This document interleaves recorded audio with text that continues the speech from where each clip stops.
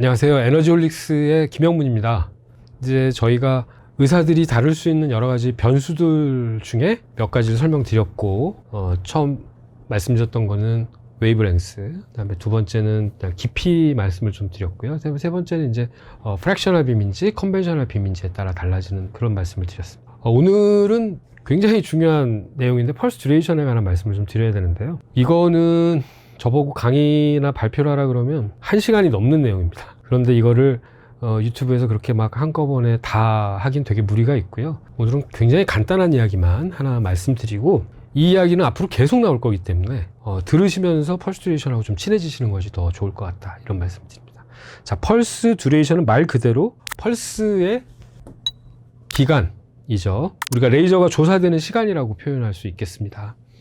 예를 들면 어떤 레이저가 100mJ로 발사가 되는데요. 에너지 값이 여기서부터 여기까지 간 시간, 쏴진 시간, 이것이 예를 들면 5나노세컨드, 450 피코세컨드, 뭐 1msec, 이거 얼마만큼 조사했냐에 따라서 틀려지겠죠. 같은 에너지가 얼마나 조사가 됐냐에 따라서 조직 반응은 당연히 틀리게 나올 거예요. 그 말씀을 좀 드리려고 하고요. 펄스하고 펄스 사이에 우리가 소위 얘가 온타임이고 얘는 오프타임이죠. 쉬는 시간.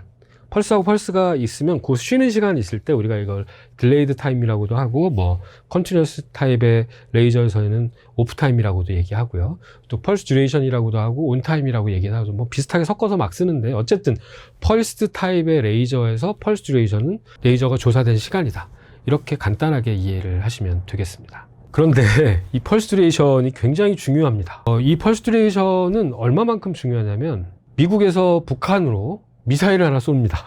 예를 들어서 여러 가지를 고려를 해야겠죠. 거리도 계산을 해야 되고, 각도, 뭐 여러 가지를 계산을 해서 대륙간 탄도미사일을 하나 쏜다고 생각을 해요. 근데 나의 목표는 평양에 있는 어떤 평양냉면집이라고 생각을 할까요? 그럼 평양냉면집 하나를 공격하기 위해서 미사일들, 스쿼드 미사일을 하나 쏜단 말이에요. 근데 이게 여기에 떨어질지, 옆에 대동강에 떨어질지, 정말 재수없어서 서울에 떨어질지, 이거 정확도가 되게 중요할 거 아니에요. 이 정확도를 판가름하는 데 있어서 여러 가지가 있겠지만, 레이저 쪽에서는 그 정확도를 판가름하는 데 가장 중요한 게 펄스 듀레이션입니다. 아무리 에너지를 맞춰도 펄스 듀레이션이 틀리면 효율적인 공격을 할 수가 없어요. 정확도를 높일 수가 없습니다. 왜 그런지 한번 설명을 드려보도록 하겠습니다. 지금부터 제가 공격하려고 하는 레이저의 타겟은 구형입니다. 구형이라고 가정을 할게요. 뭐 네모날 수도 있고 별 모양일 수도 있고 실린데리칼할 수도 있는데, 우린 그냥 스페리칼하다고 생각을 하고, 구형이고요. 거기에 어떤 에너지를 딱 쏴요. 레이저를 딱 쐈어요. 레이저를 쐈는데 그럼 에너지를 받을 거 아니에요. 얘가 받은 녀석이 받은 다음에 에너지를 받아서 밖으로 확산시켜서 나갈 거예요. 이 에너지가 그냥 우리 쉽게 열 에너지라고 할게요. 다른 에너지 말고 열 에너지라고 가정을 할게요. 에너지 안에 뭐 열 에너지만 있는 건 아니지만, 열 에너지를 받아서 얘가 확산될 거예요. 이 안에서. 그러다가 밖으로도 확산하겠죠, 이렇게. 근데 우리 치료의 목표는 뭔가요? 우리 치료는 정확도를 높여서 이 녀석만 공격하고 밖의 조직은 공격 안 하는 게 우리 목표예요. 이해를 하셨죠? 얘만 공격하고 이 옆에 있는 애들, 서라운딩 티슈는 공격하지 않는 게 목표란 말이에요. 레이저가 들어와서 얘가 열 에너지를 확산하는 그 순간이 있을 거예요. 그래서 여기서부터 여기까지 다 확산시켜서 이 녀석 전체가 다 열 에너지로 달궈질 때까지의 시간이 있겠죠. 그 목표 온도도 있을 거고, 그리고 얘가 식기 시작할 거예요. 뜨거워졌다가 식기 시작할 거예요. 온도가 이 식는 온도를 쭉 측정을 해서 가장 높게 올라갔던 이 아이의 온도로부터 반이 되는 때까지의 시간, 즉 예를 들어서 100도까지 올라갔어요, 얘가. 근데 50도까지 식을 때까지의 걸린 시간, 그걸 조금 유창하게 Thermal Relaxation Time 이렇게 얘기해요. 영어로는 TRT, 한국말로 번역하면 열 이완 시간, 즉 피크 온도까지 올라갔다가 그 온도의 반까지 떨어질 때까지 걸린 시간, 이 시간 동안만 레이저를 조사를 하면, 이 시간보다 짧은 시간 동안만 레이저를 조사하면 이 녀석의 온도 에너지가 겉으로 거의 전달됨 없이 이 녀석만 선택적으로 공격할 수 있다 라고 하는 굉장히 저는 인투이티브하다고 표현을 하는데요. 직관적이고 수학적이고 물리적인 공식 하나를 이용해서 레이저의 펄스 듀레이션을 이용할 수 있도록 만든 공식이 있습니다. 그 공식을 소개하면 이겁니다.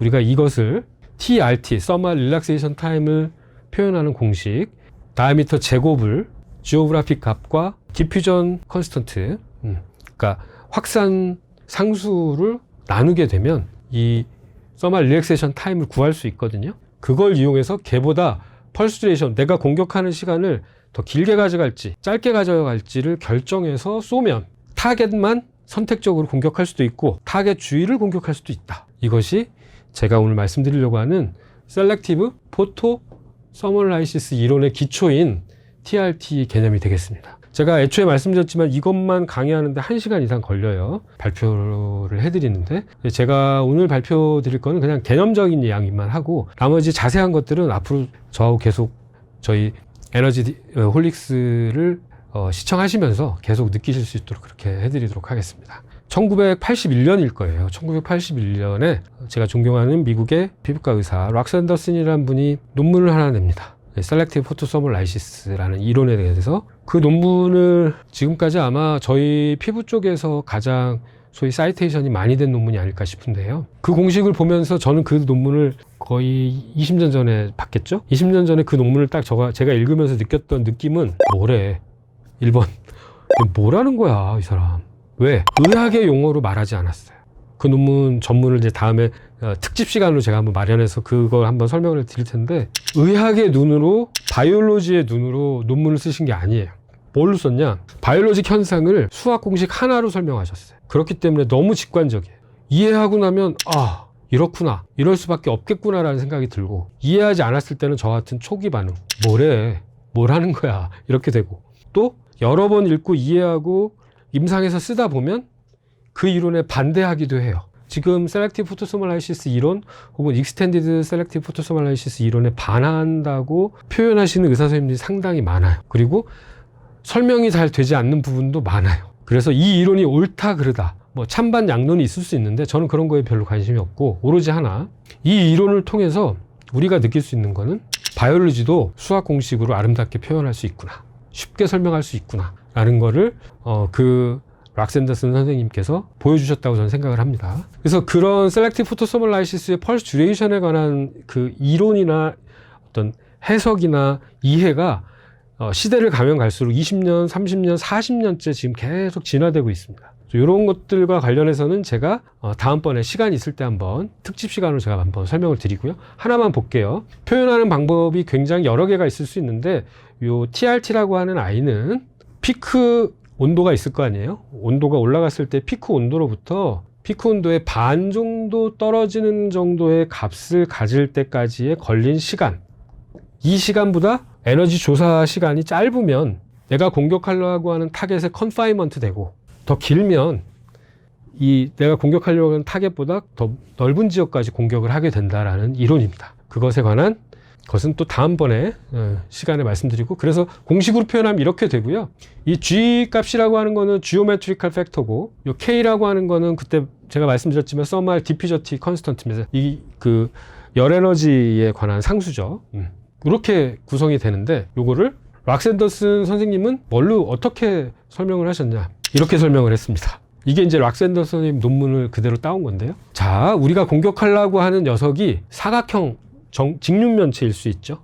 영어로는 플라나 형태로 생긴 녀석도 있을 수 있고 대부분의 우리가 생각하는 건 구형, 스페리컬하게 생겼죠. 또 혈관은 이렇게 실린더리컬하게 생겼죠. 그래서 그 녀석들의 생긴 모습에 따라서 상수가 좀 바뀌어요. 그래서 우리가 이걸 지오메트릭 팩터라고 얘기하죠. 그래서 이렇게 직육면체일 때는 8, 실린더리컬 할 때는 16, 스페리컬 할 때는 24의 상수값이 있다. 8, 16, 24. 그리고 K 값은 상수입니다. 1.2 곱하기 10의 7승 마이너스 7승 미터 제곱 퍼세크. 요 온도가 이동되는 확산 속도, 얘도 1.2, 1.4, 1.2로 표현을 하고 있는데 이런 것들은 상수라 결정이 되어 있거든요. 그래서 TRT의 공식을 보면 지름의 제곱에 다이미터의 제곱을 8, 16, 24로 표현되는 지오메트릭 상수하고 디퓨전 컨스턴트하고 곱한 값으로 나누면 이것들의 TRT를 알 수 있다는 개념입니다. 그래서 에피더미스인 경우에 이 다이미터를 계산을 해서 해봤더니 TRT가 10ms가 나왔어요. 자, 블러드 베슬 4.4ms네요. 이 다이미터를 0.1로 잡고 했네요. 얘도 다이미터 0.1, 얘도 다이미터 0.1, 얘도 다이미터 0.1인데 다 같은 길이를 갖고 있는데 지오메트릭 팩터와 디퓨전 컨스턴트에 따라서 값이 결정이 돼서 이렇게 계산을 해보면 얘는 3.4 나노세컨드, 땡글한 거. 얘는 같은 다이미터인데 실린데리컬한 거는 4.4 밀리세컨드. 얘는 판때기 모양으로 생긴 거는 10msecond. 이렇게 나왔어요. 자, 이건 뭘 뜻할까요?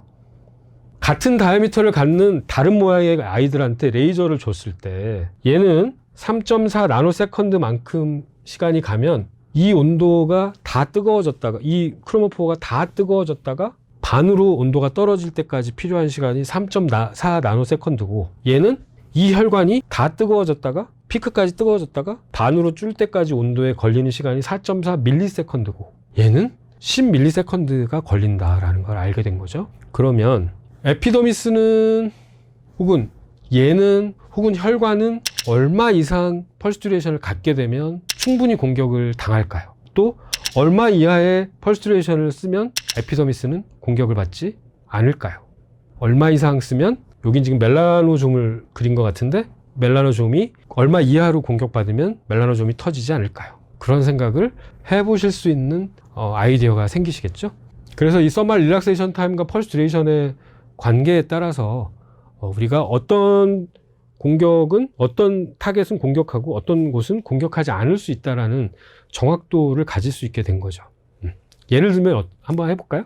제가 어떤 에너지 값으로 5ms 혹은 1ms로만 공격을 해요. 그러면 얘는 TRT가 10ms잖아요. 그거보다 훨씬 짧은 순간 동안 제가 공격을 했죠. 그러면 에피더미스 전체가 뜨거워지기 전에 제 공격이 끝나요. 그러면 에피더미스는 별반 탈이 없을 거예요. 그래서 에피더미스를 스페어링 하려면 몇 밀리세컨드 이하로 쏴야 된다는 것을 우리가 알게 되죠.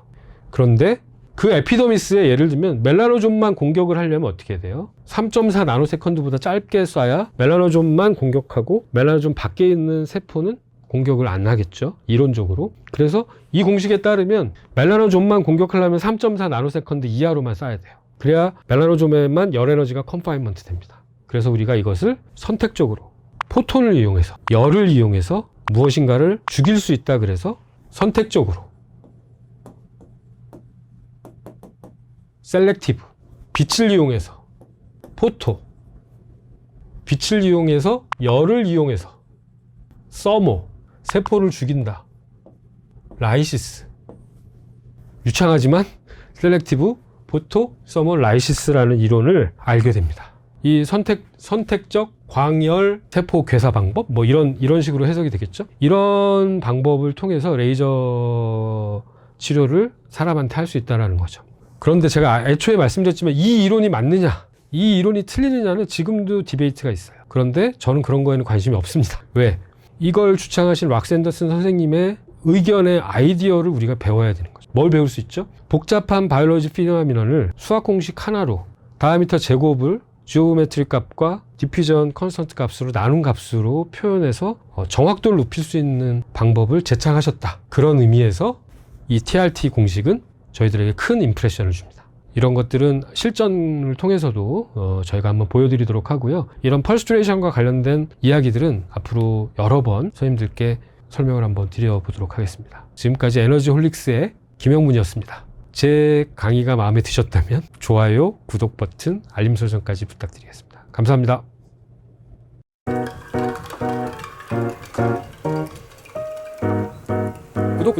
구독하기, 알림 설정, 구독하기, 알림 설정, 구독하기, 알림 설정, 구독하기, 알림 설정.